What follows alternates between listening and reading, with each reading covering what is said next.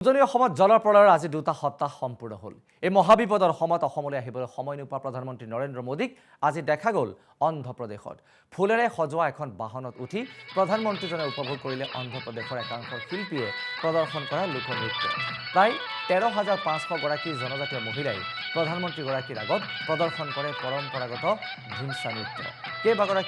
কেইবাটাও উন্নয়নমূলক প্ৰকল্প উদ্বোধনৰ উদ্দেশ্যেৰে ৰাজ্যখনত উপস্থিত হোৱা প্ৰধানমন্ত্ৰীজনক এইদৰে আদৰণি জনাই মুখ্যমন্ত্ৰী এন চন্দ্ৰবাবু নাইডুৱে। ৰাজ্যখনৰ ভোগাপুৰম নামৰ ঠাইত প্ৰধানমন্ত্ৰীয়ে আজি উদ্বোধন কৰে এটা আন্তৰ্জাতিক বিমানবন্দৰ প্ৰকল্প। প্ৰায় 5,000 কোটি টকা ব্যয় সাপেক্ষে নিৰ্মাণ হ'বলগীয়া এই প্ৰকল্পই অন্ধ্ৰপ্ৰদেশৰ অৰ্থনীতি সলনি কৰিব বুলি ভাষণত উল্লেখ কৰে প্ৰধানমন্ত্ৰীগৰাকীয়ে।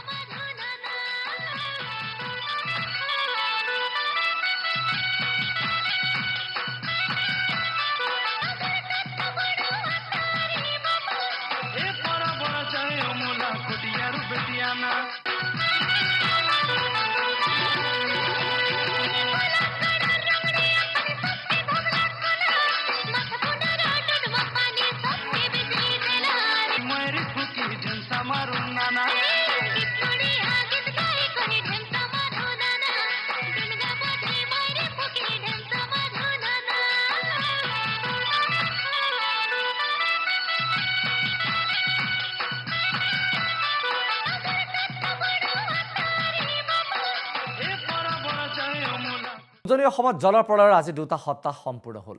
এই মহাবিপদৰ সময়ত অসমলৈ আহিবলৈ সময় নোপোৱা প্ৰধানমন্ত্ৰী নৰেন্দ্ৰ মোদীক আজি দেখা গ'ল অন্ধ্ৰপ্ৰদেশত। ফুলেৰে সজোৱা এখন বাহনত উঠি প্ৰধানমন্ত্ৰীজনে উপভোগ কৰিলে অন্ধ্ৰপ্ৰদেশৰ একাংশ শিল্পীয়ে প্ৰদৰ্শন কৰা লোকনৃত্য।